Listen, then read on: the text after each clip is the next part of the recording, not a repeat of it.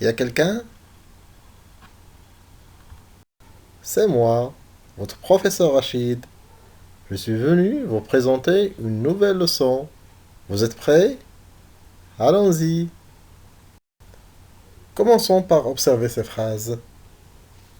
Cette voiture roule vite. Cette automobile roule vite. Quelle est la différence entre les deux? Comme vous voyez, c'est la même chose.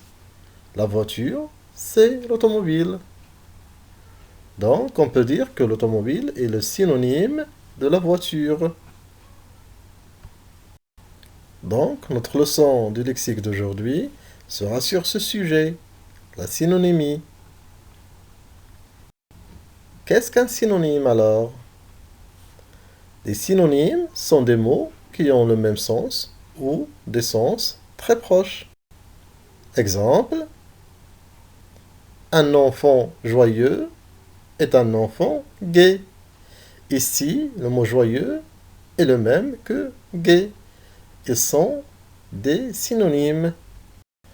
Attention, deux mots synonymes appartiennent toujours à la même nature ou classe grammaticale. Bouger et remuer, tous les deux sont des verbes. L'un est synonyme de l'autre. Sombre et foncé, ce sont deux adjectifs. Ils sont deux synonymes. La promenade est le synonyme de la balade. Les deux mots sont des noms. Souvent est le synonyme de fréquemment. Les deux sont des adverbes synonymes. La synonymie dépend aussi du niveau de langue. Les synonymes peuvent appartenir à des niveaux de langue différents. Pour comprendre, voici des exemples. Prenons la phrase « Je demeure dans une belle maison ». Ici, nous avons le verbe « demeurer » qui appartient au niveau de langue soutenu. Dans le niveau de langue courant, on dit « J'habite dans une belle maison ». Et dans le langage familier, on peut dire tout simplement « Je crèche dans une belle maison ». Ici, nous avons les verbes demeurer, habiter et crècher. Ce sont des synonymes qui n'appartiennent pas au même niveau de langue. Alors, si les synonymes disent la même chose, pourquoi les utiliser alors? Tout simplement pour éviter la répétition. Évitons la répétition dans cet exemple.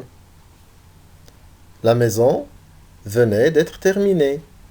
Ils étaient impatients d'emménager dans leur nouvelle maison. Comme vous voyez, ici, le mot maison se répète.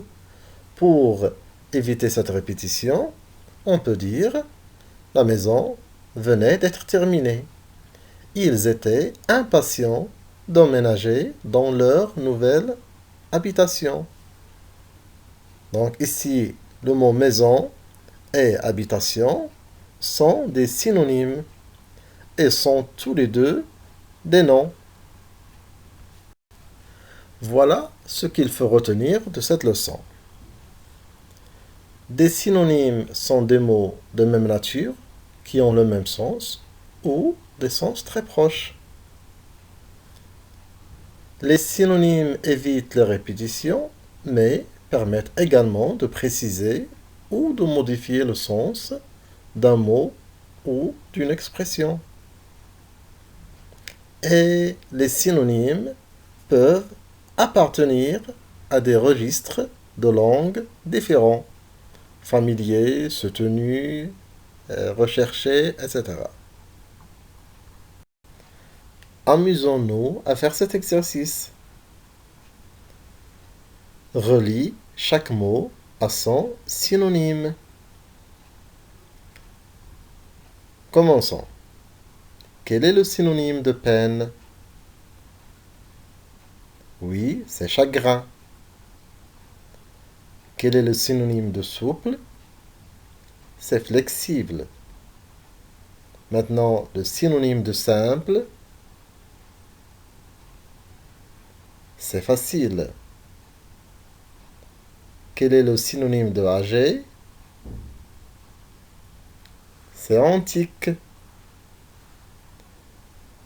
Récipient, c'est contenant.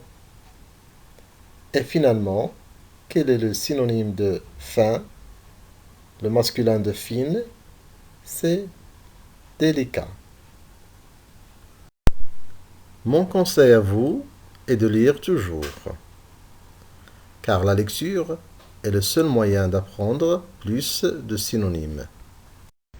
Finalement, attendez toujours du nouveau avec RA Éducation.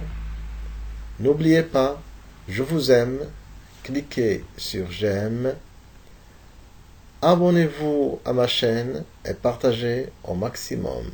À bientôt.